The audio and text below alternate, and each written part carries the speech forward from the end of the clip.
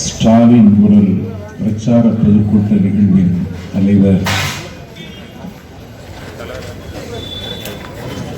சூலூர் மேற்கு ஒன்றிய கழகத்தின் ஆற்றல் மிகுந்த செயலாளர்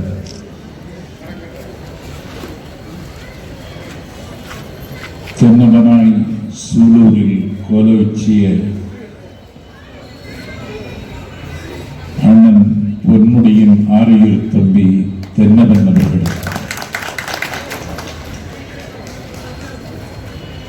வந்தவர்களை வசந்தத்தின் தூதுகளாக இருந்து வண்ண தமிழில் எண்ணமெல்லாம் இனிக்க வரவேற்று மகிழ்ந்திருக்கும் திசையதர பணியாற்றும் தெற்கு ஒன்றிய கழகத்தின் செயலாளர் தளபதி முருகேசன் அவர்கள், இந்த முத்தான நிகழ்ச்சிக்கு முன்னிலை ஏற்று உரையாற்றியிருக்கின்ற இருகூர் நகர செயலாளர் ஈவை மணி, பள்ளப்பாளையம் பொறுப்பாளர் PK சாமிநாதன், கண்ணம்பாளையம் பொறுப்பாளர் அண்ணன் KN சண்முகம், முன்னாள் நகர செயலாளர் சுவா செல்வராஜ், ஒன்றிய கவுன்சிலர் ரகு என்ற துரைராஜ், ஒன்றிய கவுன்சிலர் தமிழரசு செந்தில்குமார் உள்ளிட்ட கழக நிர்வாகிகள் இந்த நிகழ்வில் கலந்து கொண்டு உரையாற்ற வரவில்லை, தம்பி சம்பத்தின் உரை கேட்க வந்திருக்கிறேன் என்று உள்ளத்தை தொடுகிற வகையில் ஓரிரு செய்திகளை சொல்லிவிட்டு அமர்ந்திருக்கின்ற திராவிட முன்னேற்ற கழகத்தில் 1000 வரை கண்ட அண்ணனும் மாட்சிமை தங்கிய முன்னாள் அமைச்சரும் கழகத்தின் சொத்து பாதுகாப்பு குழு உறுப்பினரும் தண்ணீரில்லா தளபதியின் நம்பிக்கைக்கு உரியவருமான அண்ணன் பொங்கலூர் பழனிசாமி அவர்களே, கோவை கிழக்கு மாவட்டத்தின் பொறுப்பாளரும் இருக்கிற மாவட்ட செயலாளர்களில் இளையவன் மட்டுமல்ல, எதிரிகளை துவம்சம் செய்ய பிறந்தவனும் இவன்தான் என்று கருதுகிற அளவிற்கு களமாடி வருகின்ற மாவட்ட கழகத்தின் பொறுப்பாளர், மருதமலைக்கு முருகனால் மட்டுமல்ல எங்கள் சேனாதிபதியாலும் மரியாதை என்று ஒரு புதிய அத்தியாயம் படைக்கின்ற மருதமலை சேனாதிபதி அவர்கள், அதிகாரத்தில் இருப்பவர்களின் முகமூடியை கிழித்து எறிந்து அமர்ந்திருக்கின்ற கழகத்தின் அங்கம் போன்ற செயற்குழுவில் அங்கம் வகிக்கிற தங்கம் அண்ணன் சந்திரன் அவர்களே, ஒன்றிய கழகத்தின் நிர்வாகிகள் சன்னா ராஜேந்திரன், நித்யா மனோகரன், என் நெஞ்சம் நிறைந்த நண்பன் PV மகாலிங்கம், என் முத்துமாணிக்கம், பொறுப்புக்குழு உறுப்பினர்கள் ஜெகநாதன், கபிலன், செல்வராஜ், ரங்கராஜ், ராஜேந்திரன் உள்ளிட்ட கழகத்தின் நிர்வாகிகள், மொழிப்போரில் களம் கண்ட அங்கமுத்தவர்களே, ஆரையூர் தம்பி டேனியல் அவர்களே, நன்றி உரையாற்ற காத்திருக்கிற சோலை கணேஷ் அவர்களே, யாரை தொடுப்பது யாரை விடுப்பது என்று நானே மயங்கி போகிற அளவிற்கு நிகழ்ச்சி நிரலில் பாலில் படு நெய்யாய் உலகில் தீயாய் வியாபித்து கிடக்கின்ற கழகத்தின் மாணவர்களே, கற்றறிந்த சான்றோர்களே, கட்சிக்கு அப்பாற்பட்ட நடுநிலையாளர்களே, தீர்ந்து போகாத திராவிட இயக்கத்தின் மீது தீராத காதல் கொண்ட பற்றாளர்களே, காலத்தால் சீலத்தால் மூத்த பெரியோர்களே, பால் நினைந்து ஊட்டுகிற என் பரிவுள்ள தாய்மார்களே, மாற்றான் தோட்டத்தில் மணக்கு மல்லிகைகளே, வரலாற்று மாற்றத்திற்கு அடையாளமாக விளங்குகிற என் வாலிப சொந்தங்களே, எந்த சொல்லை சொன்னால் திரும்பும் இரும்பாகுமோ, எந்த சொல்லை சொன்னால் இரும்பும் ஆயுதமாகுமோ, அந்த சொல்லாம் கலைஞரின் உடன்பிறப்பே என்னும் உன்னத சொல்லின் இலக்கணங்கள். ஜனநாயகத்திற்கு உப்பாகவும் சர்க்கரையாகவும் இருக்கிற ஏடுகளின் ஊடகங்களில் நிருபர்களே, மிகுந்த தயக்கத்திற்கு பிறகு அனுமதி அளித்திருக்கின்ற பெருந்தன்மையுள்ள காவல்துறையின் அதிகாரிகள், வணக்கம். மிக மிக நீண்ட இடைவெளிக்கு பிறகு தந்தை பெரியாரின் தன்மான கொள்கைகளை ஸ்வீகாரம் எடுத்துக்கொண்ட சுயமரியாதை திருத்தலம் சூலூரில் அறிஞர் விருந்தகை அண்ணாவின் லட்சியங்களை ஒரு தாய்ப்பறவை தன்னுடைய குஞ்சை அடைகாப்பதைப் போல அடைகாத்த வரலாற்று சிறப்பு மிகுந்த சூலூரில்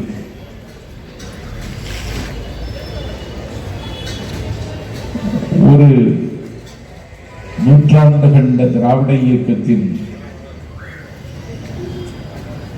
அடிநாதம் எங்கே இருக்கிறது என்று கேட்டால், ஒரு குழந்தை சூலூரில் இருந்து புறப்படுகிறது. சுயமரியாதை இயக்கமும் சூலூரில் இருந்துதான் புறப்பட்டது என்கிற வரலாற்று பெருமை மிகுந்த சூலூர் மண்ணில் மிக மிக நீண்ட இடைவெளிக்கு பிறகு உரையாற்றுகின்ற உன்னதமான சந்தர்ப்பத்தை உருவாக்கி தந்திருக்கின்ற என் சிந்தையெல்லாம் சிம்மாசனம் போட்டிருக்கின்ற நண்பன் சேனாதிபதிக்கும், நிகழ்ச்சிக்கு தலைமை தாங்கி இருக்கின்ற மன்னவனுக்கும், எப்போது வருவாய், எங்கிருந்து வருவாய் என்று அடிக்கடி தொலைபேசியில் அழைத்து என் பயணத்தை உறுதி செய்த தளபதி முருகேசனுக்கும், நான் இருக்கும் இடம் தேடி வந்து ஒரு சூம் மீட்டிங் இருந்த நிலையில் என்னை விரைந்து அழைத்து உங்கள் வாசலுக்கு கொண்டு வந்து சேர்த்திருக்கின்ற கண்ணம்பாளையம் KN சண்முகம் அவர்களுக்கும், இந்த நிகழ்ச்சியினுடைய வெற்றிக்கும் விடிய விடிய உழைத்திருக்கின்ற, வினையாற்றி இருக்கின்ற, வியர்வை பாசனம் செய்திருக்கின்ற கழகத்தின் விழா எலும்புகளாம், விதை முடிச்சுகளாம் கழகத்தின் சொந்தங்களுக்கும் என்னுடைய உள்ளத்தில் இருந்து ஊறி வருகிற நன்றி உணர்ச்சியை காணிக்கையாக்குவதில் நான் மிகுந்த மகிழ்ச்சி அடைகின்றேன். பொதுக்கூட்டத்திற்கு வருவதென்றால் போர்க்களத்திற்கு போவது போல ஒரு நெருக்கடியை இன்றைக்கு தந்து கொண்டிருக்கிறார்கள். நேற்று குறிச்சி நகரத்தின் சீர்கேட்டை கண்டித்து ஒரு கண்டன ஆர்ப்பாட்டத்தில் கலந்து கொண்டு கடமையாற்றவா என்று சேனாதிபதி கட்டளையிட்டால், அந்த கட்டளையை நிறைவேற்ற வந்த இடத்தில் என்னை காலை 11:30 கைது செய்து விட்டார்கள். இப்படி எதிர்க்கட்சிகள் ஒரு இயக்கப்படியை, அதுவும் தேர்தல் காலத்தில் முன்னெடுக்கிற பொழுது அவர்களை முடக்குகிற முட்டாள்தனத்தை அதிகாரத்தில் இருப்பவர்கள் கூச்சமில்லாமல் செய்கிறார்கள். காவல்துறையில் கடமையாற்றுகிற அதிகாரிகள் அந்த கட்டளையை நிறைவேற்றுவதற்கு படாத பாடுபடுகிறார்கள். பெரியாரை வாசித்தவன், அண்ணாவை பூசித்தவன், கலைஞரை நேசித்தவன், தன்னிகரில்லாத தலைவர் தளபதியை நெஞ்சில் சுமந்து நிற்கிற நான், ஒரு மிகப்பெரிய ஆபத்து தமிழ்நாட்டில் ஊடுருவ முயற்சிக்கிறது. இந்த முயற்சியை முறியடிப்பதற்கு என்னுடைய பங்களிப்பை தர வேண்டும் என்று கருதித்தான் நான் மேடைக்கு தளபதியிடம் சொல்லிவிட்டுத்தான் நான் வந்தேன். இன்றைக்கு ஒரு மிகப்பெரிய ஆபத்து என் கண்ணு கெட்டி தூரம் வரை நின்று கொண்டிருக்கிற என் தம்பிகளுக்காகத்தான் நான் பேசுகிறேன். ஒரு இனத்தின் மீட்சியை ஒரு திராவிட இயக்கம் உலக வரலாற்றில் மீட்டு தந்தது என்கிற வரலாற்று பெருமை நமக்கு உரிமை உடையது. அந்த திராவிட இயக்கத்தை எந்த விலை கொடுத்தாவது வீழ்த்திவிட முடியும் என்று பாசிஸ்டுகள் இன்றைக்கு திட்டமிடுகிற காலகட்டத்தில் அந்த பாசிஸ்டுகளின் பயங்கரவாத முயற்சிகளுக்கு இன்றைக்கு அரியாசனத்தில் இருக்கின்ற சில அற்ப பயல்கள் அடியெடுத்து தருகின்ற ஒரு கேவலத்தை இந்த நாடு இன்றைக்கு அனுபவித்துக் கொண்டிருக்கிறது. நான் பொங்கலூராருக்கும் சேனாதிபதிக்கும் நினைவுபடுத்துவதெல்லாம் தந்தை பெரியார் சந்திக்காத சவாலை, அறிஞர் அண்ணா எதிர்கொள்ளாத அறைகூவலை, தலைவர் கலைஞர் சந்திக்காத சோதனையை இன்றைக்கு தலைவர் அண்ணன் ஸ்டாலின் சந்தித்துக் கொண்டிருக்கிறார். பெரியாருக்கு பார்ப்பனியம் மட்டும்தான் எதிரி, அண்ணாவுக்கு காங்கிரஸ் மட்டும்தான் எதிரி. தலைவர் கலைஞர் அவர்களுக்கு எம்ஜிஆர் மட்டும்தான் அன்றைக்கு எதிரியாக இருந்தார். ஆனால் இன்றைக்கு சுற்றிலும் இன்றைக்கு பகை மேகங்கள், ஒரு ஒற்றை அஜெண்டா, ஸ்டாலின் முதலமைச்சராக கூடாது என்று முடிவெடுத்து புதிய புதிய அவதாரங்களை இன்றைக்கு எடுத்துக் கொண்டு வருகிறார்கள். IPS பட்டம் பெற்றவன் அண்ணாமலையாக வருகிறான். வேல் தாங்கி வேல் யாத்திரை என்கிற பெயரால் முருகன் புறப்பட்டு வருகிறான். ஏதோ முருகன் இவர்களுக்கு பூத் ஏஜெண்டாக வருவான் என்று நம்பிக்கொண்டிருக்கிறார்கள். முருகனின் மீது மாறாத பக்தியும் பற்றும் கொண்டவர்கள் வாழுகிற ஊர் சூலூர் என்பதையும் நான் அறிவேன். ஆனால் என்னுடைய இறை நம்பிக்கைக்கும் என்னுடைய வழிபாட்டிற்கும் அதிலே கொண்ட அரசியலை கலப்பது என்கிற ஒரு அயோக்கியத்தனத்தை செய்வதற்கு அவர்கள் கூச்சப்படவில்லை. அதையும் தாண்டி 2 வல்லாதிக்கங்களை வீழ்த்த வேண்டிய கடமை அண்ணன் ஸ்டாலின் தோளில் இன்றைக்கு விழுந்திருக்கிறது. ஒன்று பாசிச மோடி. பாசிச மோடி என்றால் ஒரு 6 ஆண்டு காலம் வளர்ந்து கொண்டிருந்த ஒரு வல்லரசை இன்றைக்கு திசை தெரியாமல் சிதறமாக்கக்கூடிய பாவத்தை மோடி செய்து கொண்டிருக்கிறார். மோடியின் மீது நாஞ்சில் சம்பத்து விமர்சனம் இருக்கிறான் என்றால் தனிப்பட்ட முறையில் அல்ல, நீ பிரதமராக இருக்கிறாய், அதனாலே நான் விமர்சிக்கிறேன். நீ பழையபடி தீவிற்கு வந்துவிட்டால் உன்னை நான் கேள்வி கேட்க மாட்டேன். ஒரு 130 கோடி மக்கள் வாழுகின்ற ஒரு மிகப்பெரிய தேசத்தின் பிரதமர் பொறுப்பை ஏற்றிருக்கிற நீ உலகத்தில் 65 நாடுகளில் வாழுகிற தமிழர்களின் தாயகமாக இருக்கிற தமிழ்நாட்டின் முதலமைச்சரும் இன்றைக்கு ஒரு கலாச்சார பாசிசத்தை இந்த மண்ணிலே நிலைநிறுத்துவதற்கு சிந்திக்கிறார். கனவுகள் காணுகிற கால்சட்டை பருவத்தில் ஒரு திராவிட இயக்கத்தின் மீது தீராத காதல் கொண்டு மேடைக்கு வந்த நான் இந்த காலகட்டத்தில் என்னுடைய பங்களிப்பை நான் செய்யாமல் போனால் என்னுடைய இறுதி ஊர்வலம் கூட ஒழுங்காக இருக்காது என்கிற கவலையில் தான் நான் இந்த மேடைக்கு இன்றைக்கு வந்திருக்கிறேன். அதையும் தாண்டி மனித முயற்சிகளின் நீதிற்கு அப்பாற்பட்ட ஒரு உழைப்பை அண்ணன் ஸ்டாலின் இன்றைக்கு தந்து கொண்டிருக்கிறார். இன்றைக்கு காலையில் குமரி மாவட்டம் கிழக்கு மேற்கு சேவர்கள் கிராம சபை கூட்டத்திலும் அதற்கு பிறகு வரலாற்று சிறப்பு மிகுந்த பராக்கிரம பாண்டியன் கட்டி வைத்த கோபுரம் எழுந்து நிற்கின்ற தென்றல் காற்று திரும்ப திரும்ப வீசுகிற தென்காசி மாவட்டத்தில், அதற்கு பிறகு பரணி பாய்கிற தரணி, திக்கெல்லாம் புகழுகிற திருநெல்வேலி சீமை என்று ஞானசம்பந்தன் தாலாட்டி மகிழ்ந்து திருநெல்வேலி மாவட்டத்திலும், தெற்கு சீமையில் இன்றைக்கு அண்ணன் ஸ்டாலின் மேற்கொண்ட பரப்புரையை என்னுடைய உற்ற நண்பர்கள் மூலமாக நான் காது முதல் கேட்ட பொழுது, பழனிசாமிக்கு பாடல் தயாராகிவிட்டது, பாலும் தயாராகிவிட்டது என்றுதான் எனக்கு தகவல் வந்து கொண்டிருக்கிறது. ஒரு எனக்கு மிக பிடித்த கவிஞன் வைரமுத்து, அவன் சொல்லதிகாரம் என்று ஒரு கவிதை எழுதியிருக்கிறார். 2 கண்ணி சொல்லிவிட்டு 3வது கண்ணி முடிக்கிற பொழுது எல்லோரும் கேட்ட வார்த்தைகள் என்று முடிப்பார். அந்த கவிதை உங்கள் நினைவுக்கு கொண்டு வருகிறேன்.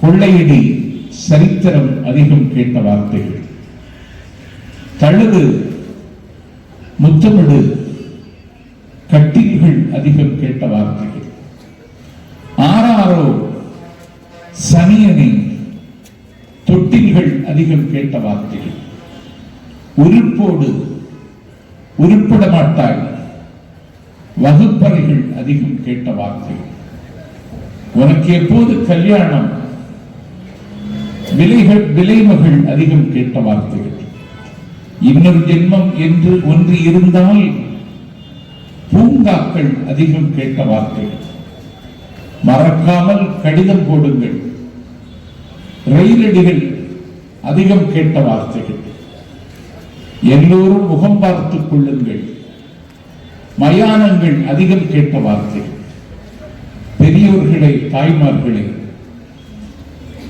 ஒலிபெருக்கி அதிகம் கேட்ட வார்த்தைகள், பாலாறு, தேனாறு, பொதுஜனங்கள் அதிகம் கேட்ட வார்த்தைகள்,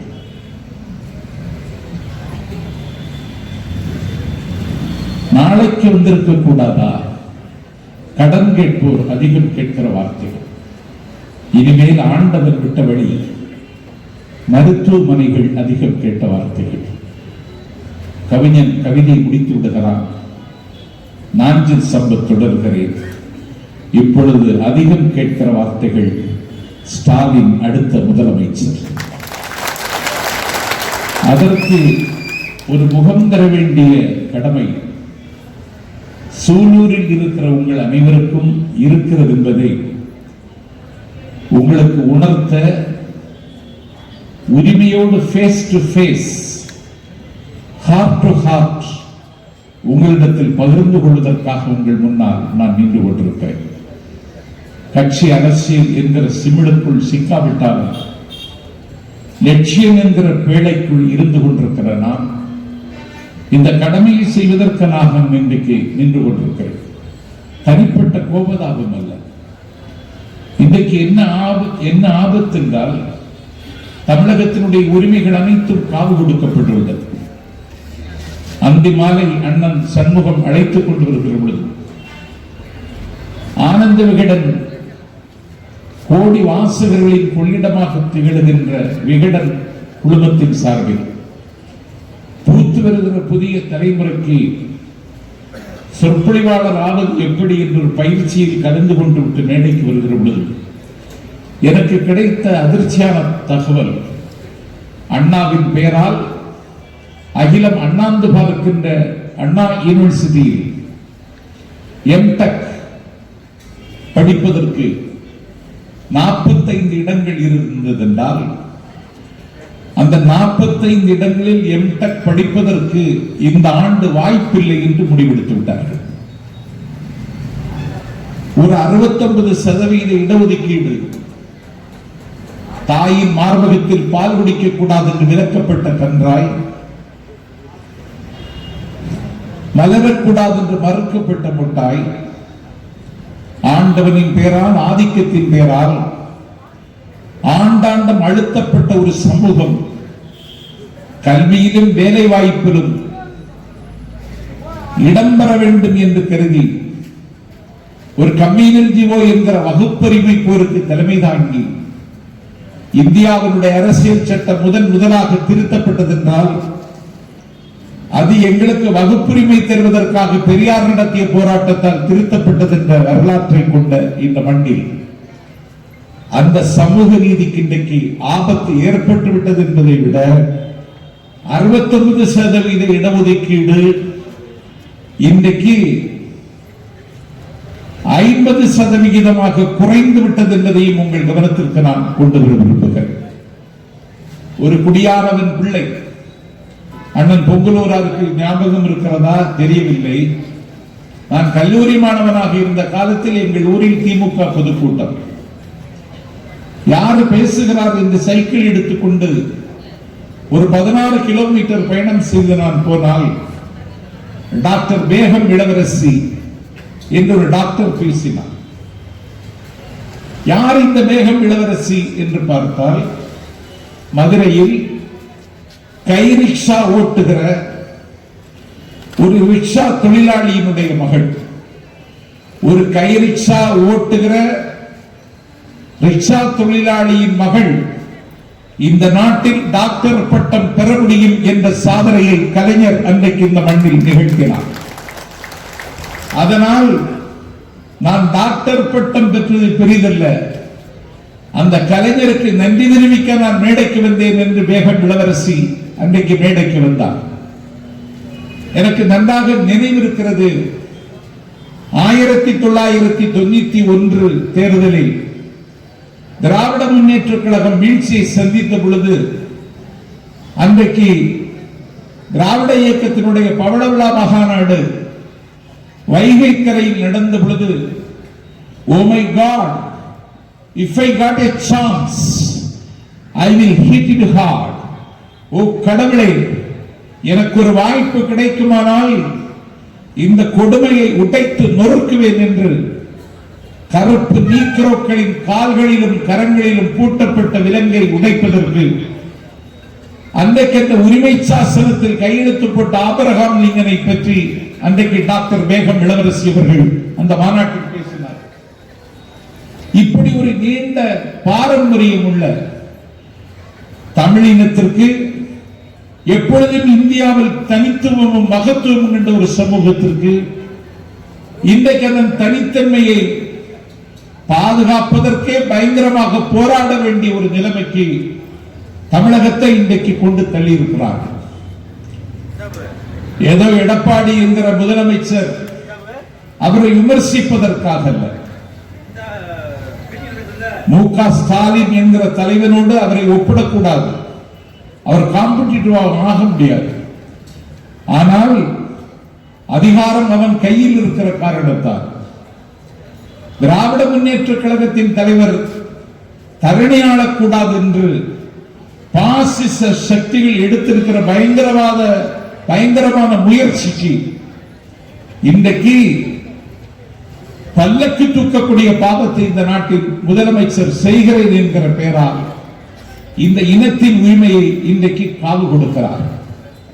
ஆகவே அண்ணா திராவிட முன்னேற்ற கழகத்தை நிராகரிக்க வேண்டும் என்பது ஒரு கட்சியின் மீது நான் கொடுக்கிற யுத்தம் அல்ல.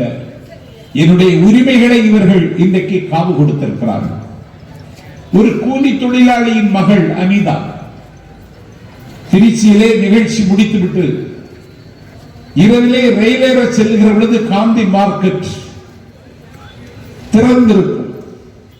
கையிலே ஒரு கொக்கியை வைத்துக் கொண்டு 100 கிலோ எடை உள்ள ஒரு தானிய முட்டையை குத்தி தூக்கி தோளிலே வைப்பவன் தான் அனிதாவின் தந்தை. இரவெல்லாம் மூட்டை தூக்கி அதிலே கிடைக்கக்கூடிய காசை வைத்துக் கொண்டு குடும்பம் தள்ளிய ஒரு மூட்டை சுமக்கும் தொழிலாளியின் மகள் அனிதா. அந்த அனிதா 8ஆம் வகுப்பு படிக்கிற பொழுது அவருடைய அம்மாவுக்கு உடல்நலம் இல்லை.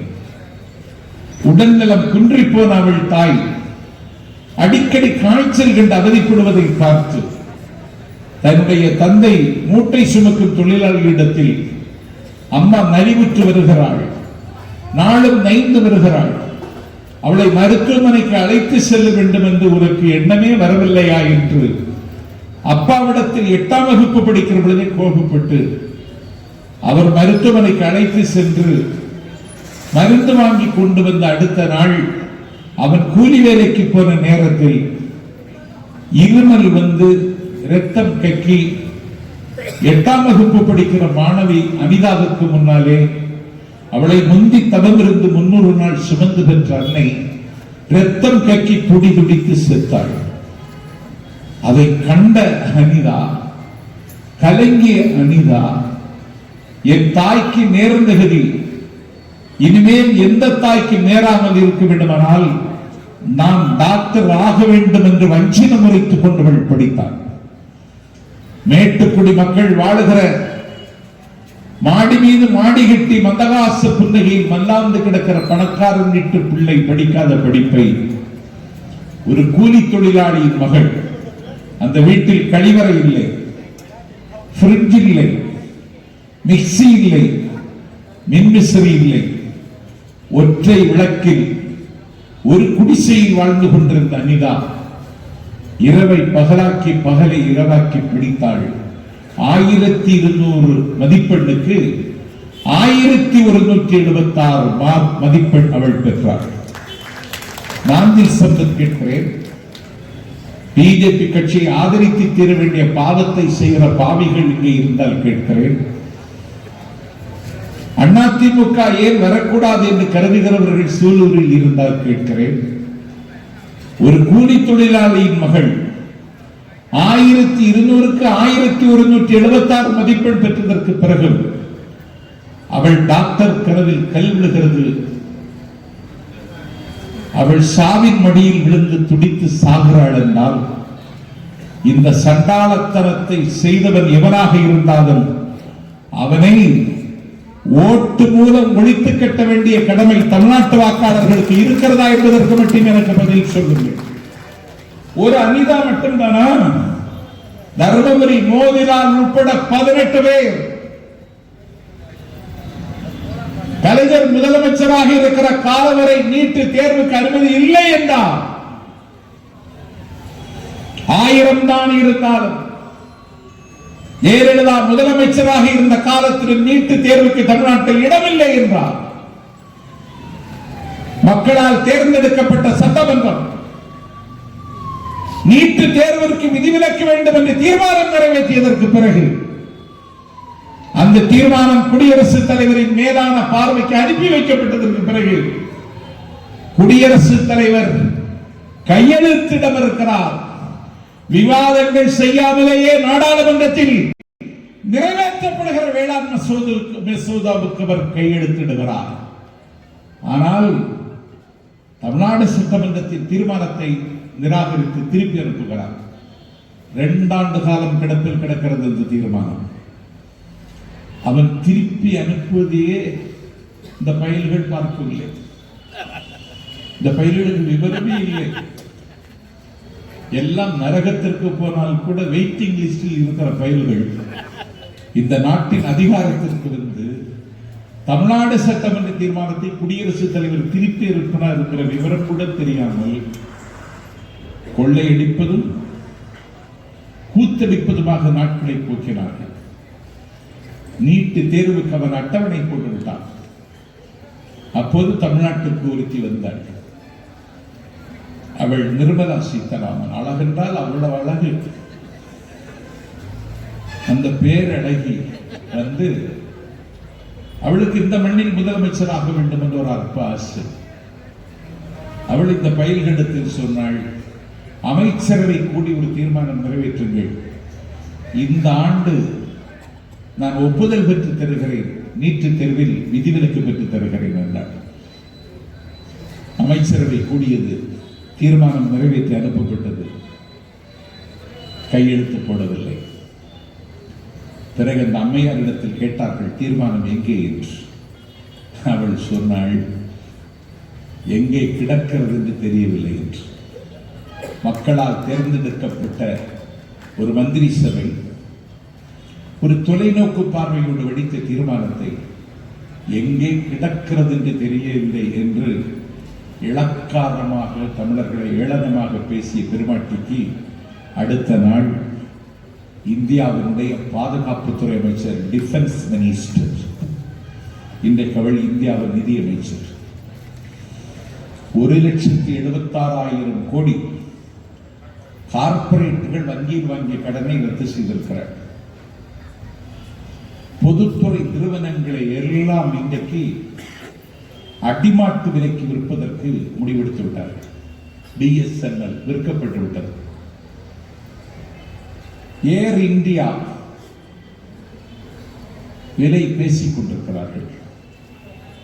நாளைக்கு ஆல் இந்தியா விற்பார்கள். எல்லா பொதுத்துறை நிறுவனங்களையும் எடுத்து மூடுகிறார்கள். இதற்கு பேர் பட்ஜெட் என்று சொல்லுகிறார்கள். நாடாளுமன்ற மோடி, நாம் எல்லாவற்றையும் விற்றுக் கொண்டல்லவா இருக்கிறோம், எதையும் வாங்கவில்லையே என்று அமித்ஷா இடத்தில் சொல்லுகிறார். அமித்ஷா சொல்லுகிறார், வாங்கிக் கொண்டுதானே இருக்கிறோம். தமிழ்நாட்டில் குண்டர்களை, திரிபுராவில் திரிணாமுல் காங்கிரஸ் MLA-க்களை வாங்கிக் கொண்டுதானே இருக்கிறோம் என்று பதில் சொல்லுகிறார். இப்படி ஒரு மட்டமான, மிக மலிவான, நாலாந்தரமான அரசியலை இந்த தேசத்தின் உயர்ந்த பொறுப்பில் இருக்கிறவன் கூச்சம் இல்லாமல் செய்கிறான். இன்றைக்கு 73வது நாள். நான் உற்பத்தி செய்கிற நெல்லுக்கு நான் விலை தீர்மானிக்க முடியாது. நேற்றைக்கு தர்மபுரி மாவட்டம் பாலக்கோட்டில் 1 கிலோ தக்காளியை 50 ரூபாய் கொடுத்து வாங்குவதற்கு ஆள் இல்லாத காரணத்தால், அந்த தக்காளியை பாதுகாத்து பதப்படுத்தி வைப்பதற்கு ஒரு கூடம் இல்லாத காரணத்தால், அந்த தக்காளியை நடு ரோட்டில் போட்டு வாகனங்கள் அதன் மீது ஏறி மிதித்து ரோடெல்லாம் சகதியாக காட்சியளிக்கிற காட்சியை நேற்றைக்கு நான் தொலைக்காட்சியில் பார்த்தேன். நான் உற்பத்தி செய்கிற நெல்லுக்கு, கரும்புக்கு, தேங்காய்க்கு எதற்கும் என்னுடைய நான் எதிர்பார்க்கிற விலை அல்ல, என் உழைப்பிற்குரிய ஊதியம் கிடைக்கவில்லை. சரி, நீ கொண்டு வந்திருக்கிற வேளாண் சட்டம் விவாதித்தாயா? விவசாயிகளிடத்திலே கலந்துரையாடினாயா? எதிர்கட்சி தலைவர்களோடு இப்படி ஒரு மசோதாவை கொண்டு வர இருப்பதை முன்கூட்டி சொன்னாயா? கொரோனா, COVID-19 என்கிற கொள்ளை நோயில் நான் தப்பிப்பேனா பிழைப்பேனா என்று நாட்டு மக்கள் துயரின் மடியில் விழுந்து கிடந்த காலகட்டத்தில் நாடாளுமன்றத்தில் விவசாயிகளினுடைய நிலங்களை கார்பரேட்டுகளுக்கு தாரை வார்க்கக்கூடிய வேளாண் சட்டத்தை கொண்டு வந்து நிறைவேற்றுகிறார்கள். 73 நாட்களாக போராடுகிறார்கள். நான் இங்கே வருகை தந்திருக்கிற பொதுமக்களுக்காக பேசுகிறேன். உங்களுக்கு இதயம் இருந்தால், உங்கள் இதயத்தில் ஈரம் இருந்தால், உங்களுக்கு மனம் இருந்தால், உங்கள் மனதிலே மனச்சாட்சி இருந்தால், உங்கள் மனதிலே மனிதாபிமான கொடி பறக்குமானால், நீங்கள் மானுட பற்றுள்ளவர்களாக இருந்தால், உங்களுக்கு கண்கள் இருந்தால், உங்கள் கண்களில் கண்ணீர் இருந்தால், உங்கள் கண்களிலே காருண்யம் இருந்தால், கொத்தி தின்னுகிற குளிர்காலத்தில் சரிந்து கொண்டிருக்கிற சாம்ராஜ்யங்களின் சாம்பல் வேண்டாம் டெல்லி பட்டினத்தில் 98,000 டிராக்டர், கழிவறை இல்லை, குடிக்க தண்ணீர் இல்லை, குளிக்க வாய்ப்பில்லை, உழுதுண்டு விளைக்கிற விவசாயி 73 நாட்களாக 100 கிலோமீட்டர் நடு ரோட்டில் நின்று கொண்டிருக்கிறார். இந்த தேசத்தின் பிரதமர் பேசுவோம் வாருங்கள், நான் மேடைக்கு வருகிறவரை அழைக்கவில்லை, நான் மேடைக்கு வருகிறவரை பேசி தீர்க்கலாம் வாருங்கள், அமித்ஷா அழைக்கவில்லை. அந்த கொடுமையான வேளாண் சட்டத்தை, எனக்கு ஆதாரமாக இருக்கிற என்னுடைய நிலம் ஒரு 50 சென்ட் வயல் இருக்குமானா அது இன்னைக்கு போதுமானது. அறிஞன் ஓம்பும் ஒரு செய்யற காத்து இனிது அரசு செய்கின்றான் என்றான் கம்பன். ஒரு சின்ன வேலாக இருந்தால் அது எனக்கு உரிமை உள்ளது என்று ஒரு கர்வம் இருக்குமானால் அதிலே கிடைக்கிற மகிழ்ச்சிக்கும் பெருமிதத்திற்கு எல்லை இல்லை. இன்றைக்கு எல்லாருடைய நிலங்களையும் கார்ப்பரேட்டுகளுக்கு தாரை வார்ப்பதற்கு கொண்டு வந்திருக்கிற வேளாண் சட்டத்தை இந்தியாவிலே முந்திக் கொண்டு ஆதரித்தவன் இந்த எமனேறும் வரை எடப்பாடி பழனிசாமி. படித்து பார்த்தாயா? அதனுடைய சாராம்சங்களை தெரிந்து கொண்டாயா? நான் கேட்கிறேன், ராஜஸ்தானில் இன்றைக்கு அதை எதிர்த்து சட்டமன்றத்தில் தீர்மானம் நிறைவேற்றிவிட்டார்கள். பிஜேபி ஆட்சி செய்யக்கூடிய அஸ்ஸாமில் தீர்மானம் நிறைவேற்றிவிட்டார்கள். மனோகரமான மலையாள மண்ணில் எதிர்நீச்சல் போடுகிற பினராயி விஜயன் கேரள சட்டமன்றத்தில் தீர்மானம் நிறைவேற்றிவிட்டார். இது கேரளாவை கட்டுப்படுத்தாது. ஏன்? ஹேமந்த் சரண் மலையின் உச்சியில் ஜார்க்கண்டில் தீர்மானம் நிறைவேற்றிவிட்டார். சத்ரபதி சிவாஜி உதவிய மராட்டி மண்ணில் உத்தவ் தாக்கரே இது மராட்டியத்தை கட்டுப்படுத்தாது என்று தீர்மானம் நிறைவேற்றிவிட்டார். தெலுங்கானாவின் சந்திரசேகர் ராவும் ஆந்திராவின் ஜெகன்மோகன் ரெட்டியும் இதை ஏற்றுக்கொள்ள வாய்ப்பில்லை என்று சொல்லிவிட்டார்கள். ஆனால் முந்திக் கொண்டு ஆதரிக்கிறார் இந்த நாட்டின் முதலமைச்சர் என்றால் இது நள்ளிரவு நேரத்தில் முந்தானை விரிக்கக்கூடிய பாவத்தை விட கொடுமையானதல்லவா செய்வார்கள். இன்னைக்கு என்னாச்சு? 80 விவசாயிகள் செத்து விழுந்தார்கள் நடுரோட்டில். அமெரிக்க திருவிடத்தில் ஒரே ஒரு கருப்பன் காவல்துறையின் தாக்குதலுக்கு ஆளானான். அவனுடைய தொண்டை குழியில் காலை வைத்து எட்டி மிதித்தான். காக்கி சட்டை அணிந்த ஒரு காண்டாமிருகம். மூச்சு விட முடியவில்லை. முட்டினான், திமிரினான், நெட்டி தள்ளினான். என்னை பேச விடுங்கள் என்று கத்தினான். உயிர் பிரிந்தது. அமெரிக்காவில் ஒரு கருப்பினத்தை சார்ந்தவன் கொலை செய்யப்பட்டால் உலகம் என் கையில், என் காலடியில் என்று கருதி கொண்டிருந்த ட்ரம்பை வெள்ளை மாளிகையில் இருந்து விரட்டி இருக்கிறார்கள் அமெரிக்க மக்கள். அப்படி என்றால் 80 பேரை கொண்டவனுக்கு என்ன தண்டனை கொடுக்க போகிறீர்கள் என்று கேட்கத்தான் நான் சூழலுக்கு வந்திருக்கிறேன். ஆதரிக்கலாமா? என்ன ஆதரிக்கிறாய்? ஒரே நாடுங்கிறான். ஒரே நாடா? ஒரே நாடா?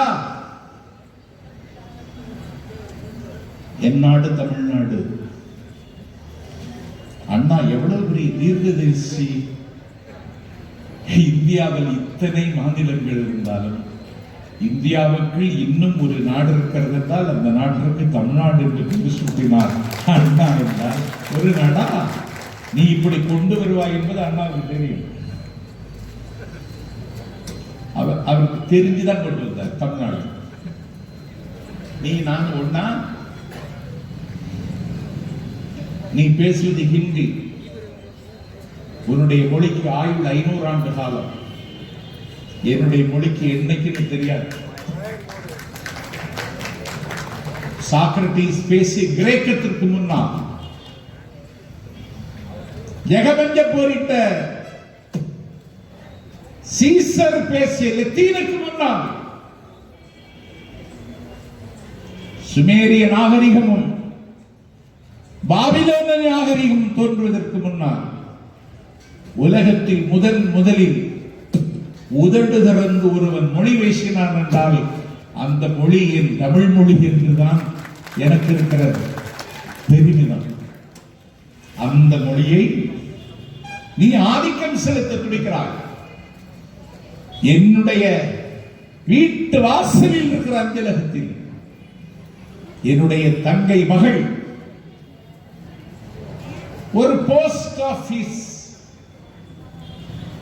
கிளர்க்காக சேருவதற்கு அவள் தேர்வு எழுத போனால் நீ என்னுடைய கொஸ்டின் பேப்பர்ல நீ ஹிந்தியில் வச்சிருக்க.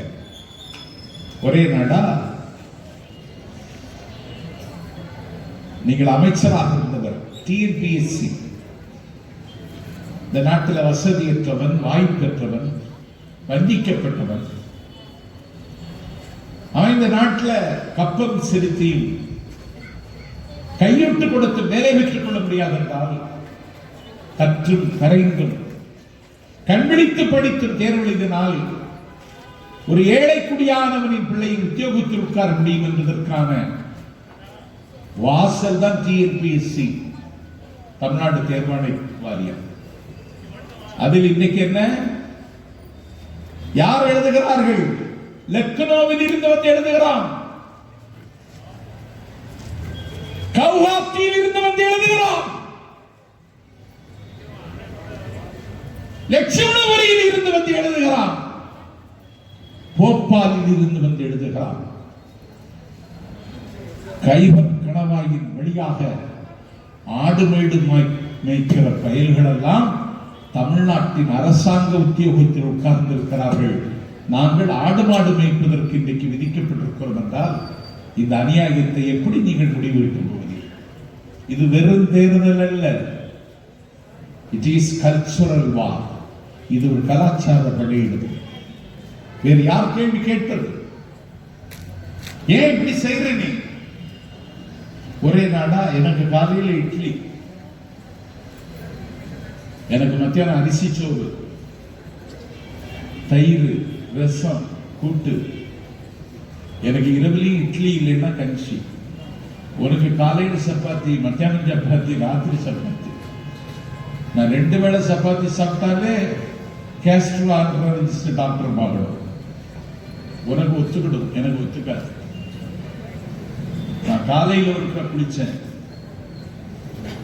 அந்திமாலையில சண்முகத்தை அனுப்பிவிட்டேன் என்று தளபதி ஒன்றிய செயலர் சொன்ன மாத்திரத்தில் மீண்டும் ஒரு முறை கூட்டத்துக்கு போகிறேன் குளிச்சேன்.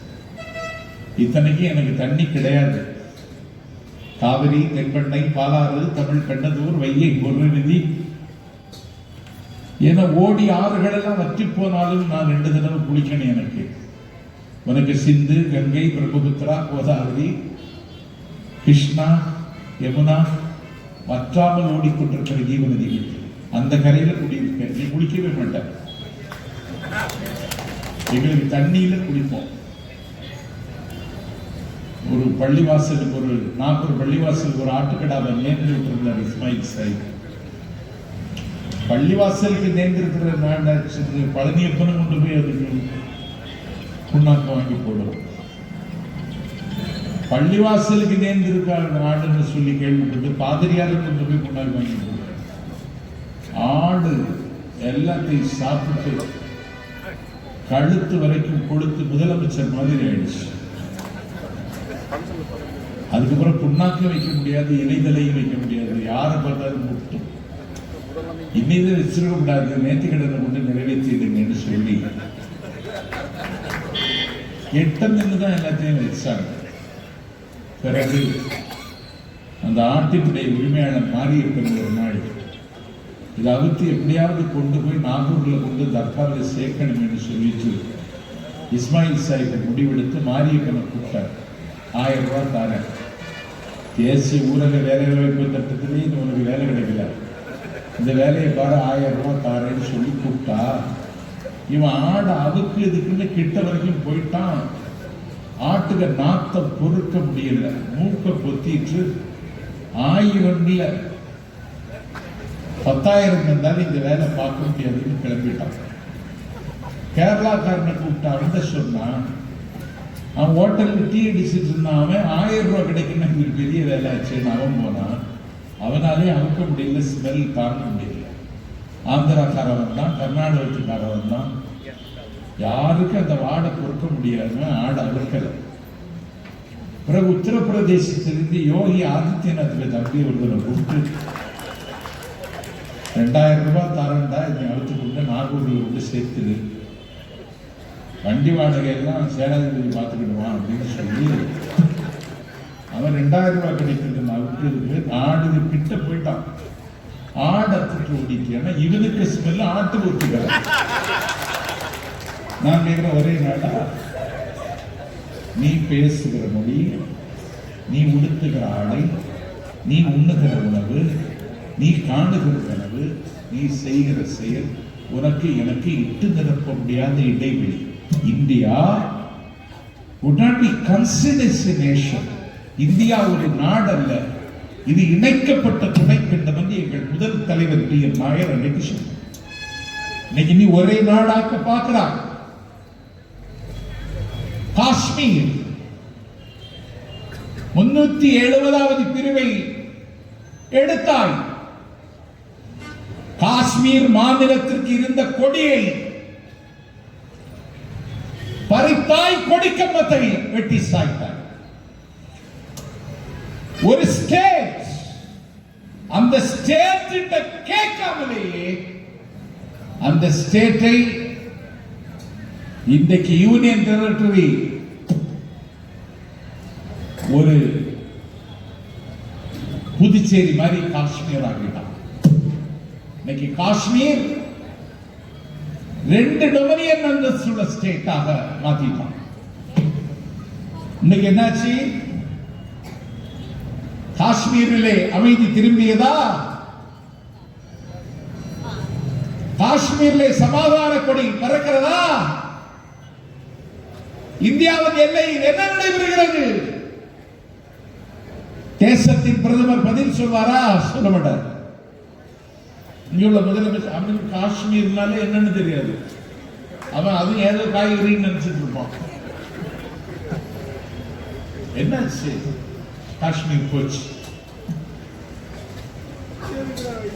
மத்திய பிரதேசத்தில் என்னாச்சு? ஒரு புகழ்பெற்ற பாரம்பரியமான காங்கிரஸ் குடும்பத்து பிள்ளை சிந்தியா, அவனை விலைக்கு வாங்கி அங்கிருந்த காங்கிரஸ் ஆட்சியை எடுத்து குட்டீஸ்வராக்கினார். அருணாச்சல பிரதேசத்தில் செய்தீர்கள், கோவாவில் செய்தீர்கள், திரிபுராவில் செய்தீர்கள், எல்லா இடத்திலும் செய்து பார்த்துவிட்டு இப்பொழுது தமிழ்நாட்டில் செய்து பார்க்கலாம் என்று கருதி அந்த பொறுப்பை குஷ்புவிடம் ஒப்படைத்திருக்கிறார். என்ன கொடுமை இது! என்ன அநியாயம் இது! மக்களை சந்தி, பேசு, உன் கொள்கையை சொல்லு, உன் திட்டத்தை சொல்லு, சொல்ல மாட்டான். வேல் யாத்திரைன்னு புறப்படுறான். முருகன் வழிபாடு என்பது தமிழர்களின் வழிபாடு. நாம் புராண இதிகாசங்களுக்குள் போக விரும்பவில்லை. மனிதன் முதலில் மலையில் தான் பிறந்தான். பச்சை மலைகள், வெள்ளி உருகி வழிவதை போன்ற அருவிகள், துள்ளி ஓடுகிற புள்ளி மான்கள், வற்றாத ஊற்றுக்கள்.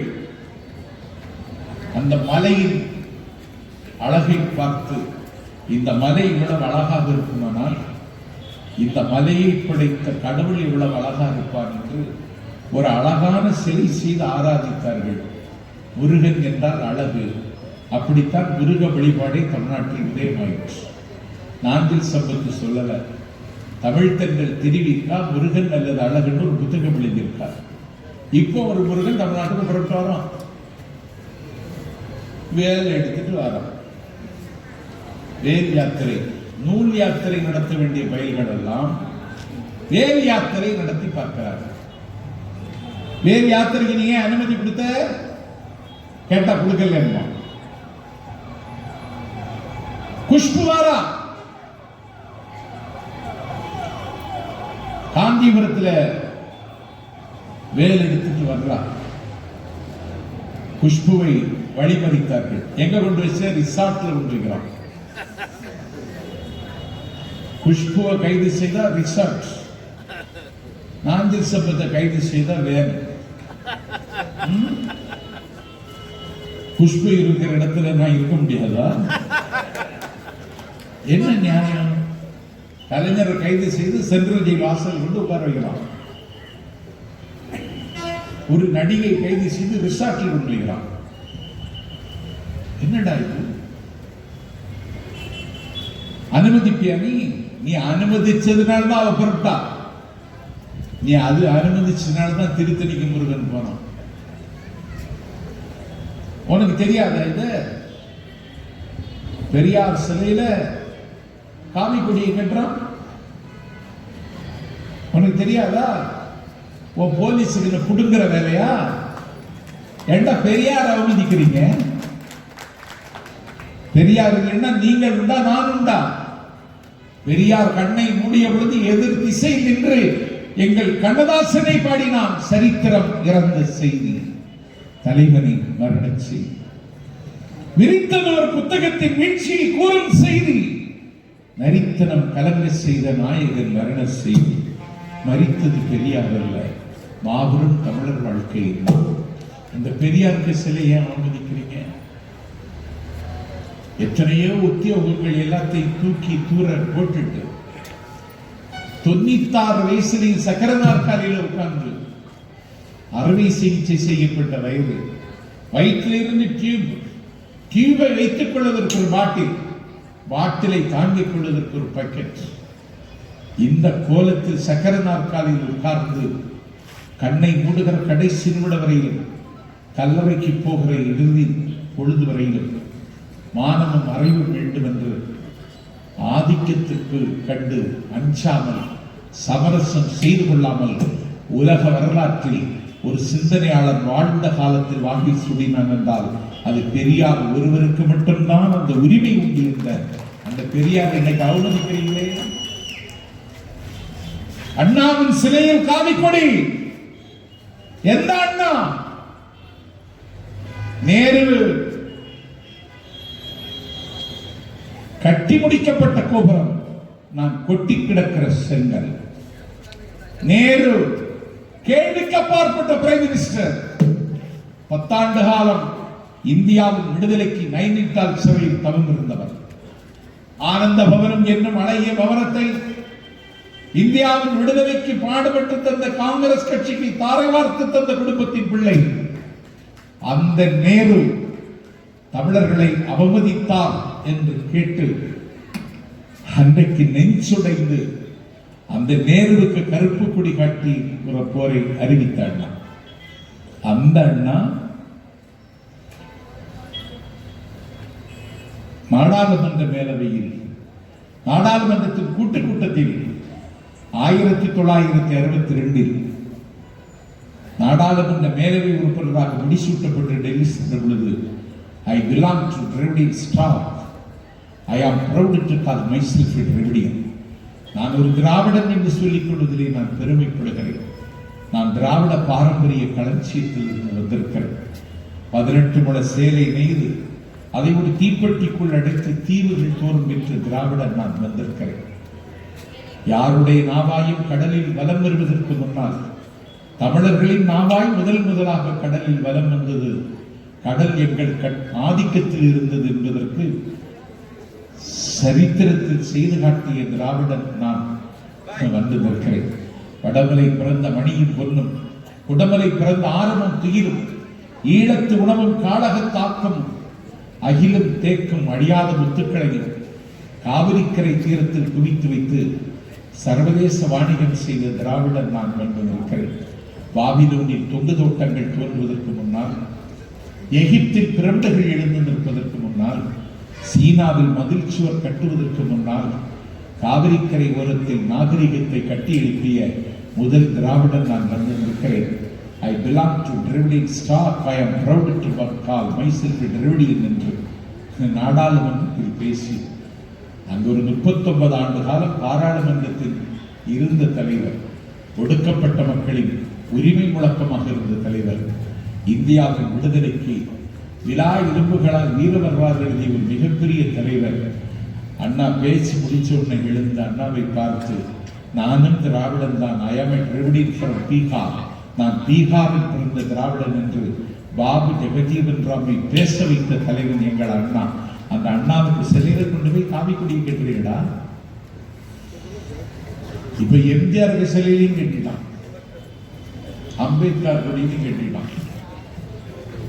நான் கேட்கிற இது ஆட்சியா? இது என்னுடைய பண்பாட்டு அடையாளத்தை திட்டமிட்டு அடிப்பதற்கு ஒரு பாசிச கும்பல். நான் வழிபடுகிற முருகன் பெயரை சொல்லி, நான் கும்பிடுகிற கோவிலின் பெயரை சொல்லி நுழைகிறான். அவனை சத்தம் இல்லாமல் அனுமதித்து அவனுடைய சதி திட்டத்திற்கும் சண்டாளத்தனத்திற்கும் பாதை விட்டுக் கொடுக்கிற பயங்கரவாத செயலை செய்கிற உங்களை மன்னிக்க முடியுமா? நாங்கள் என்ன தவறு செய்தோம்? என்ன குற்றம் செய்தோம்? யார் வீட்டில் எரிந்து கொண்டிருந்த விளக்கை அணைத்தோம்? யாருடைய வட்டில் சுற்றி மண்ணை அள்ளி போட்டோம்? யார் பயணம் செய்யக்கூடிய பாதையில் உள்ளே விதைத்தோம்? யாருடைய பயணத்திற்கு நாங்கள் இடையூறாக இருந்தோம்? ஸ்டாலின் ஒரே நேரத்தில் மேயர், ஒரே நேரத்தில் எம்எல்ஏ. ஒருவர் 2 பதவியை அலங்கரிக்க கூடாது. ஸ்டாலினுக்காகவே ஒரு தீர்மானத்தை கொண்டு வந்து நிறைவேற்றினார் ஜெயலலிதா. 2இல் 1 எடுத்துக்கொள்ள வேண்டிய சாய்ஸ் அண்ணன் ஸ்டாலினுக்கு வந்த பொழுது மேயர் பதவியை தூக்கி தூர எறிந்துவிட்டு சட்டமன்ற உறுப்பினர் பதவியை கையில் வைத்துக் கொண்டு ஜனநாயக கடமையாற்றியவர் ஸ்டாலின். திருமணம் முடிந்து ஆசை 60 நாள், மோகம் 30 நாள் முடிவதற்கு முன்னாலேயே சிரித்துக் கொண்டு மிசாஜ் என்கிற சிறை கட்டளையில் 40 ஆண்டுகளுக்கு முன்னாலேயே பொது வாழ்க்கையை தொடங்கி அன்றைக்கு ஒரு அஞ்ஞான வாசத்தை அனுபவித்தவர் ஸ்டாலின்.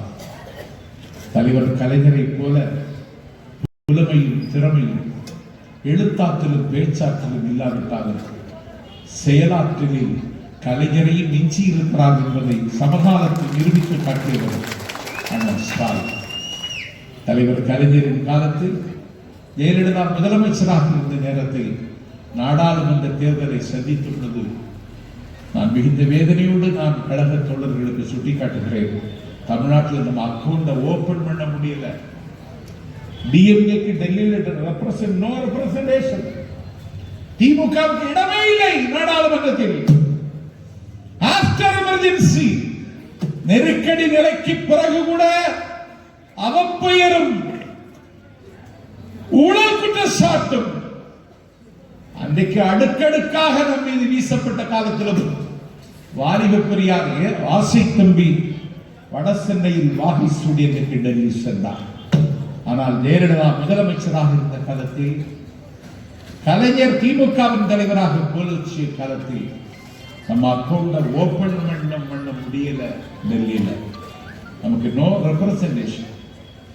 இன்றைக்கு நடந்து முடிந்த நாடாளுமன்ற தேர்தலில் பாண்டிச்சேரியில் சேர்த்து 40 இடங்களில் நின்று 39 இடங்களில் நின்று இந்தியாவின் 3வது பெரிய கட்சி திமுக என்கிற சரித்திர சாதனை அண்ணன் ஸ்டாலின் நிகழ்த்தி இருக்கிறார். தேதி மட்டும் கிடைக்கல. அங்க ஒருத்தன் ஜெயிச்சிட்டான். அவன் வாஷிங்டன்ல போய் நின்று சொல்றான், ஐ ஆம் ஃப்ரம் மோடி லேண்ட், நான் மோடியின் ராஜ்யத்தில் இருந்து வருகிறேன். அவனுக்கு லெட்டர் பேட்ல அவன் அப்பன் படம் கூட இல்லை. அவனுக்கு லெட்டர் பேட்ல அவங்க அம்மா படம் இல்லை. அவன் லெட்டர் பேட்ல அன்னை தமிழ்நாட்டின் முதலமைச்சர் பாவி பழனிசாமி படம் கூட இல்லை. அவன் லெட்டர் பேட்ல மோடிக்கு படம் வச்சுட்டு லெட்டர் பேட் வச்சிருக்கான். ஏடிஎம்கே ரெப்ரசன்டேட்டிவ். என்னடா இன்னைக்கு கிடந்து திணறான், திக்குமுக்காடுறான். சனி பயிற்சி விட சசி பயிற்சி மோசமா இருக்கு. 8ஆம் தேதி குட்டிச்சவர் ஆகிடுவோம்னு கவலையில் கிடக்கான். அது ஆஸ்பத்திரியில் வந்தோடனே கொடி கட்டின காதல ஏறிடுச்சு. அது டேட்டு போட்டாச்சு. இவனுக்கு என்ன நடக்க முடியும்? இப்படியா நன்றி கொள்வீங்க? நன்றின்னு ஒண்ணு இல்லை. என்ன அக்கிரமம்! ஒரு வேட்டை நாய் ஒரு பாம்பை துரத்தி கொண்டு வருகிறது. ஒரு மனுஷனை பார்த்து செங்கல் வராயா, செங்கல் வராயா, இந்த வேட்டை நாய் என்னை கொத்தி தின்ன வருகிறது, என்னை விழுங்க துடிக்கிறது, எனக்கு பாதுகாப்பு தான் அந்த மனுஷன் கேட்டு செங்கல் வராயன். நான் எப்படி தர முடியும்? நீ குந்தி உட்கார்ந்து போ. உன்னுடைய ஆசன வாய் வழியாக ஏறினாலும் வைத்துக்கொள்ள உட்கார்ந்து வேண்டும். அவன் குந்தி உட்கார்ந்தான். அவன் ஆசன வாய்க்குள்ளே நுழைந்து வயிற்றில் ஏறி உட்கார்ந்து வேட்டை நாய் போயிடுச்சு. அவனுக்கு வயிறு வலிக்குது. பாம்பு வைத்துக்குள்ள கிடக்கு. வெளியில இறங்கு. பாம்புக்கு பேர் பழனிசாமி. வெளியில இறங்கு, வெளியில இறங்கு, வயிறு வலிக்குது, வெளியில இறங்கு. பாம்பு சொல்லுது, கதகதப்பா இருக்கு, ஊட்டியில இருந்தது மாதிரி இருக்கு, ரொம்ப திடீர்னு இங்கே இருந்துக்கிறேன்னு சொல்லுங்க. கதை புரியுதா உங்களுக்கு? அவன் பிறகு வேற வழி இல்லாம மீண்டும் உட்கார்ந்தான். நல்லா முக்கணும். அவன் முக்குல பாம்பு வெளியே வந்துச்சு. ஒரு கொக்கு கொத்தி எடுத்துட்டு போயிட்டு பாம்பு. கொக்கு கொத்தி எடுத்துட்டு போயிட்டா நான் கேட்கிறேன், வயிற்றுக்குள்ள நுழைச்சி கதகதப்பா இருந்தோன்னு அந்த இடத்தை விட்டு அகல முடியாத பாம்புக்கு உனக்கு ஏதாவது வித்தியாசம் இருக்கடா? சசிகலா தேர்தல முதலமைச்சர் ஆகலையா?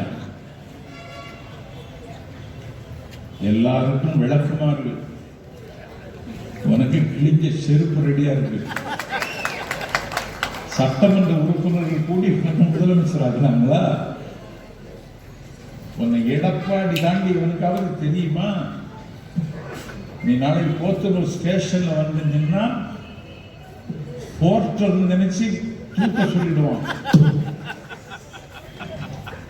நீ தவழ்ந்து ஊர்ந்து குனிந்து நக்க மட்டும் செய்யல.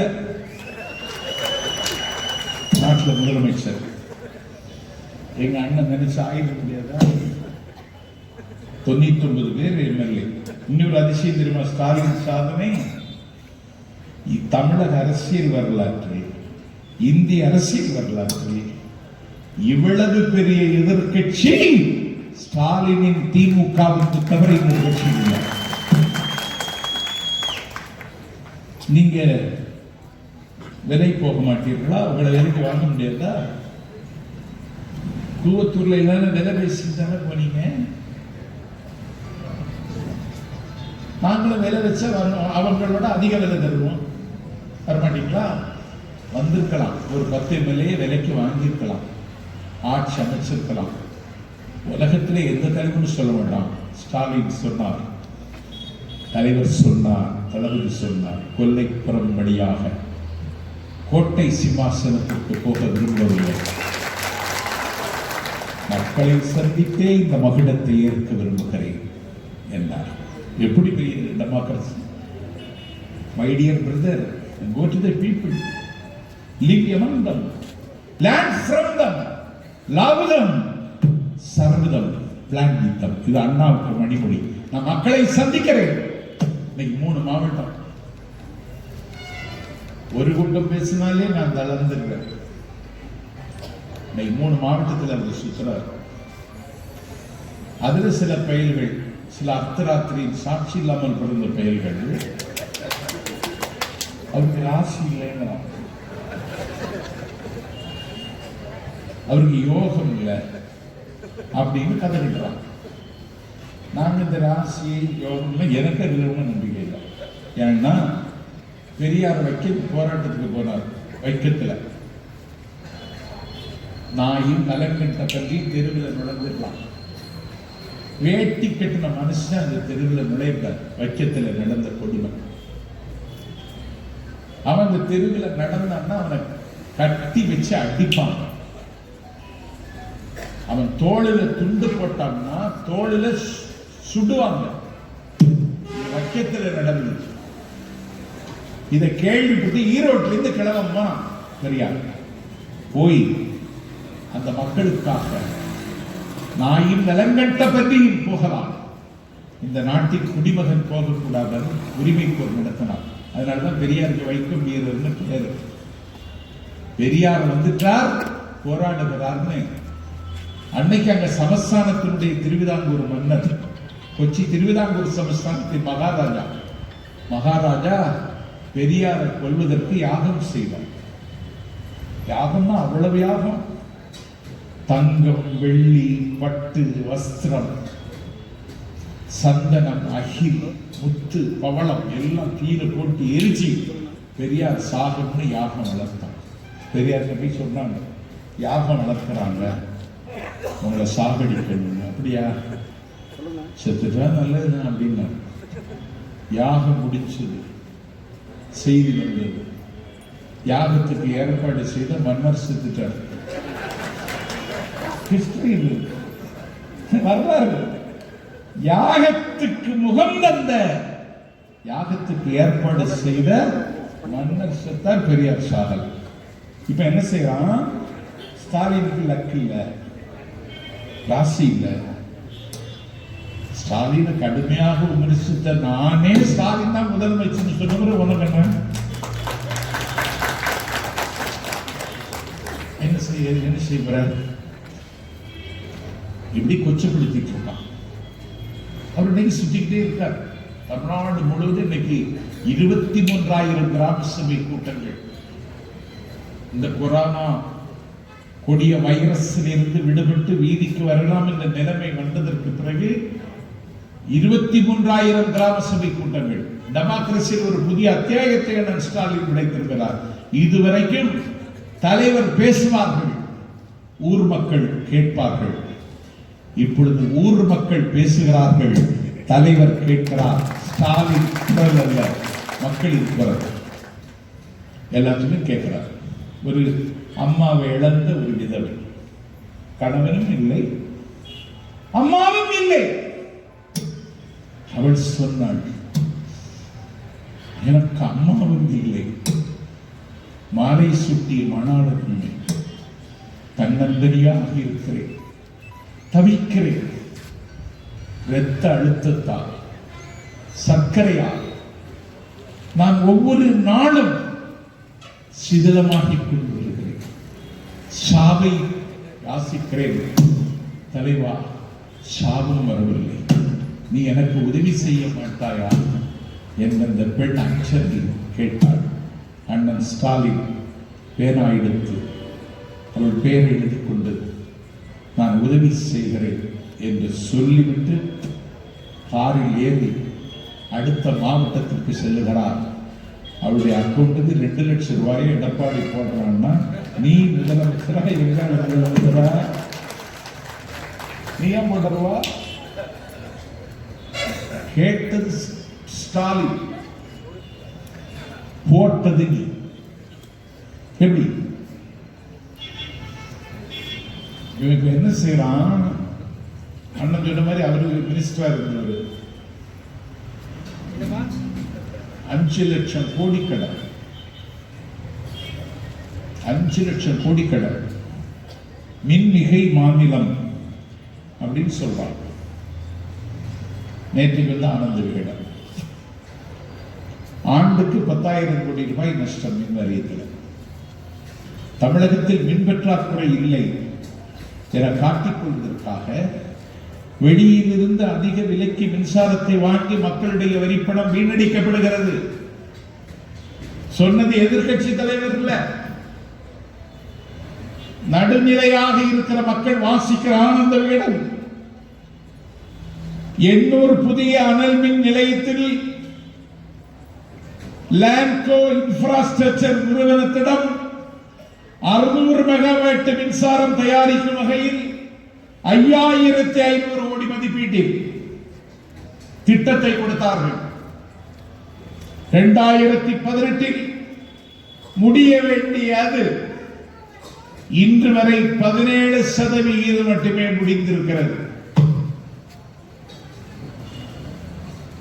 அதே போல தேசிய அனல் மின் கழகம் மற்றும் தமிழ்நாடு மின்சார வாரியம் இணைந்து 8,500 கோடி முதலீட்டில் உருவாக்கிய வல்லூர் அனல் மின் நிலையத்தில் 1,500 மெகாவாட் மின்சாரம் தயாரிக்கப்படுகிறது. இதில் தமிழக அரசின் பங்களிப்பு 4,250 கோடி. முதலீடு செய்த இந்த தொகைக்கு வருடா வருடம் கட்டுகிற வட்டி 300 கோடி. இப்படி நாம் முதலீடு செய்த இடத்தில் ஒரு யூனிட் விலை 5 ரூபாய் 10 காசு குறைந்த அளவே இங்கிருந்து மின்சாரத்தை வாங்குகிறார்கள். ஆனால் 1.90 விலையுள்ள சோலார் மின்சாரத்தை அத்தானி நிறுவனத்திடமிருந்து 7 ரூபாய் 1 காசுக்கு வாங்குகிறார். அத்தானி மோடிக்கு தோழல் மட்டும் ஏறி உட்கார்ந்துருக்கல, தங்கமணிக்கு தோழலும் ஏறி உட்கார்ந்துருக்கான். இதுக்கு பதில் சொல். சிலரின் ஆதாயங்களுக்காக அதிக விலை கொடுத்து தனியாரிடமிருந்து மின்சாரம் வாங்குவதாலும் புதிய மின் திட்டங்களை கொண்டு வராததாலும் ஆண்டுதோறும் 10,000 கோடிக்கு மேல் நஷ்டம் ஏற்படுகிறது என்று ஆனந்த விகடன்ல போடுறான். நீங்க ஒருவேளை வாங்க மாட்டீங்களா இருக்கலாம், படிக்க மாட்டீங்களா இருக்கலாம். அதனால நான் சேனாபதி சொல்லணும் வாங்கிட்டு வந்து உங்க கவனத்துக்கு கொண்டு வந்திருக்கேன். 10,000 கோடி ரூபாய் நஷ்டம். இது அம்மா உணவகம் இயங்குதா? எங்களை எங்கேயும் முதியோர் பென்ஷன் கொடுக்கிறியா? புதிதாக மனு செய்தவர்களுக்கு யாருக்கும் கொடுக்கவில்லை. நேற்றுக்கு ஒரு பட்ஜெட் தயாரிச்சு டெல்லியில் வெளியிட்டு காடு விற்று, கரும்பு தோட்டம் விற்று, கையில் கிடக்கிற விளைகளை விற்று, வயல் வரப்பை விற்று படிக்க வச்சு எம்ஏ முடிச்சு, எம்பிஏ படிச்சு, எம்ஃபில் படிச்சு, பட்டம் என்ற பிச்சை பாத்திரத்தை வாங்கி வைத்துக் கொண்டு சிகரெட்டு போய்ந்தறிய, கீழ்வானம் சிவந்தறிய, பொழுது விடியுமா என்று சிவப்பாக சிந்திக்கிற இளைஞர்கள் மட்டும் இந்தியாவில் 40 கோடி பேர். இவ்வளவு இளைஞர்கள் இருக்கிற நாடு உலகத்தில் இந்தியாவை தவிர வேற எங்கேயும் இல்லை. எவனுக்கு வேலை இல்லை. நீ பட்ஜெட்ல ஏதாவது சொன்னிய? நீ சொல்லல. பொள்ளாச்சியில் என்ன நடக்கு? நான் கிராமத்தில் குடியிருக்கேன். நேற்றுக்கு எங்க அம்மா போன வருஷம் இறந்துட்டாங்க. எங்க அம்மா இருக்கிற வரைக்கும் வீட்டில் பசு இருந்தது. பால் கறந்து காய்ச்சி உர ஊற்றி மோர் கடைஞ்சி அந்த மோர் தான் குடிக்கிறது. இன்னைக்கு என்னுடைய மனைவி அந்த கடமை செய்கிறார். அவள் கையில போட்டிருக்கிற வாழையில் கலகலன்னு சத்தம் கேட்கும். மத்தரவம் கேட்டிலையோ அப்படிங்கிற ஆண்டாள் அந்த ஒரு சத்தம் கேட்கும். அந்த சத்தம் கேட்டதுக்கு முன்னாடி சூழ் ஆலை சங்கலி கீதம் இசைக்கும். சூரிய உதயத்தில் எழுந்து வேலைக்கு போகிற ஆலை தொழிலாளி காலை 6 மணிக்கு அப்படின்னு பெல் அடிக்க பால்காரன் வந்துட்டான்னு சொல்லி பால் வாங்க போகிற என் தங்கை மகேஸ்வரி நமச்சிவாய வாழ்கை நாதந்தாள் வாழ்கை என்று கோவிலுக்கு போய் நின்றால் கோவில் குருக்கள் அடிக்கின்ற அந்த மணி வருத்தப்பட்டு பாரம் சுமக்கிறவர்களை வாருங்கள் என்று தேவாலயத்தின் ஆலயமணி அடிக்கிற பொழுது அங்கே பிரார்த்தனைக்கு போகிறவர்கள் சாந்தியும் சமாதானமும் சாத்தியமாக்கியது இஸ்லாம் என்று சொல்கிற பள்ளிவாசலில் வருகிற பாங்கோசை ஒரு மைதானத்தில் மார்ச் பரேடு நடைபெறுகிற பொழுது அந்த மாஸ்டர் பிசில் ஊதுகிற பொழுது இந்த பிசில் வருகிற ஓசை உழவன் ஏரோட்டுகிற பொழுது களைத்து போகிற பொழுது கண்ணா பொன்னான்னு பாடுவானே அந்த உழவன் பாட்டு ஏற்றம் இறைக்கிற பொழுது களைத்து போய் கஞ்சி வரலையே கஞ்சி வரலையேன்னு கவலையில ஏற்ற பாட்டு இறைப்பானே ஒரு உழவன். இந்த ஓசை கேட்டு தமிழ்நாட்டில் கரைக்கு வர வேண்டும் கரைக்கு வர வேண்டும் என்று தாவி தாவி வருகிற கடல் எழுப்புகிற ஓசை. இத்தனை ஓசைகளை கேட்ட தமிழ்நாட்டில் அன்னை இருகூர் சந்திரன் மாதிரி பொள்ளாச்சியில் ஒரு ஓசை கேட்குது. உன்னை நம்பி இல்லைன்னா வந்தேன், உன்னை நம்பி இல்லைன்னா நான் வந்தேன், உன்னை நம்பி இல்லைன்னா நான் வந்தேன்னு சொன்னதுக்கு பிறகு பெல்ட்டை கலட்டி அடிச்சு ரத்த சொட்ட சொட்ட 16 பாவி பயிர்கள் பார்த்து கொண்டிருக்காங்க. பேண்ட கிழிச்சு 16 பேர் ஒரு பெண்ணை பட்ட பகலில் பாதியில் வக்கரங்கள் செய்தார்கள் என்றால் இந்த ஓசை கேட்கிற இந்த அநியாயத்துக்கு நடவடிக்கை எடுப்பது கூட யோசிக்கிற இந்த நாய்களுக்கு என்ன தண்டனை கொடுக்க போகிறீர்கள் என்பதற்குத்தான். அதுக்கு உதயநிதிக்கு மேல வழக்கு போடுதியா? வழக்கு போட்டா காலம் மாறாதா? காரிகள் உடையாதா? சரித்திரம் திரும்பாதா? சந்தடி ஓயாதா? மொட்டுகள் வளராதா? கட்டுகள் அவிழாதா? உணர்வுகள் பூக்காதா? உறக்கம் கலையாதா? உதய சூரியன் தான் உதிக்காதா? அதைவிட சத்தம் போட்டு அழுவதை நாங்கள் கேட்க வேண்டும் என்று ஆசைப்படுகிறோம். என்னடா, யார் பெற்ற மகளாகவும் இருக்கலாம். 17 வயசு அவளுக்கு.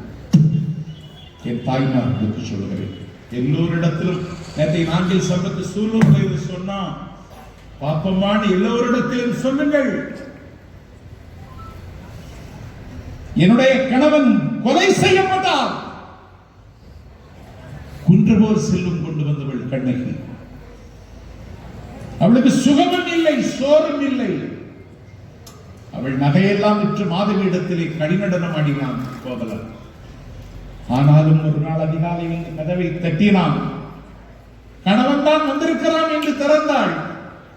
எல்லாம் தீர்ந்து விட்டது, வீசிய கையுடன் வெறும் கையுடன் வந்து நிற்கிறான் என்று கவலைப்படாதீர்கள்தான். இன்னும் காலில் சிலம்பிருக்கிறது என்று மனோன்மணி மாலையும் முத்து மாலையும் வைர மாலையும் தங்க நிமிக்கியும் பதக்கமும் எல்லாம் இழந்ததற்கு பிறகு ஒற்றை சிலம்பை கலற்றி கையில் கொடுத்தாளே, அந்த கோவலன் மதுரைக்கு விற்க போன இடத்தில் கொலை செய்யப்பட்டாங்க. நிர்பந்தம் நீங்கிவிட்டது என்று கண்ணகி கருதவில்லை. என் கணவன் கள்வன் என்று கருதி கொலை செய்யப்பட்டிருக்கிறான் என்ற செய்தி கேட்டு இங்கே சான்றோர்கள் உண்டா, இங்கே பெண்கள் உண்டா, தெய்வம் உண்டா என்று வான மதுர மூறி முழங்கி அரண்மனையில் போட்ட கண்ணகியின் நீதி இந்த மண்ணில் உயிரோடு இருக்குமானால் என் தமிழ்நாட்டு தாய்மார்கள் ஒருத்தி கூட உன்னை அங்கீகரிக்க மாட்டாள். என்னடா பாவம்! பட்ட பகல் ஒரு கிராமத்து வீட்டுல 250 பெண்களை வச்சுட்டு பண்ணிட்டு இருக்கான். அதுக்கு எஸ்பி பாதுகாப்பு, நல்ல எஸ்பி. இதுக்கு பேர் ஆட்சியாடா. நேற்று என்ன சேனாதிபதி கூட்டிட்டு போனாரு குறிச்சிக்கு. அங்க வேறுமொழி ஒரு பாலம் கட்டி வச்சிருந்தோம், தற்கொலை பாலம். அது பேரு அந்தரத்தில் நிக்குது, கட்டி முடிக்கல, அதுக்கு பெயிண்ட் அடிக்கிறான். கெட்டி முடிக்காததுக்கே பெயிண்ட் அடிக்கிறான். என்னடா அக்கிரமம்! எல்லா இடத்திலும் அதிமுகவின் அப்பாவி தொண்டன் மகளுக்கு கூட ஒரு சத்துண அமைப்பாளர் பதவிக்கு 3 லட்சம் வாங்காமல் காரியம் நடக்கும்னு சொல்லு, நான் மேடையில பேசுறதை நிறுத்திடுறேன். நடக்குமா? நடக்காது. எத்தனை கோடி சேர்த்திருக்கீங்க? எவ்வளவு வச்சிருக்கீங்க? எங்கே பார்த்தாலும் சொத்து, கடல் கடந்த நாடுகளில் சொத்து. உனக்கு ஏன் இவ்வளவு திமிர் வருது? ஒண்டி கொண்டியா வாரியான்னு கேட்கறது மாதிரி ஒருமையில் பேசுறிய ஸ்டாலின், உனக்கு ஏன் திமிரு? அதிகாரம். அதிகாரம் கண்ணை மறைக்கும், அதிகாரம் தொத்து நோய், அதிகாரம் நிரந்தரமானதல்ல. ட்ரம்பையே தூக்கி தூர வீசிட்டான்னா தொடப்ப கட்ட ஒன்ன தூக்கி தூர வீசி எழுதுவதற்கு ரொம்ப நாளாகும். அதனால இந்த ஆட்சிக்கு ஏதோ யூத் இளைஞர்கள் எல்லாம் திமுக சாதகம் இல்லை அப்படிமா ஒன்றும் இல்லை. நிலைமை நன்றாகவே கணிந்து வந்திருக்கிறது. 8ஆம் தேதி சசி பயிற்சியின் பிறகு 234 தொகுதியிலும் திமுக கூட்டணி வென்றது என்ற ஒரு செய்திக்கு தமிழகத்தில் வர இருக்கிறது.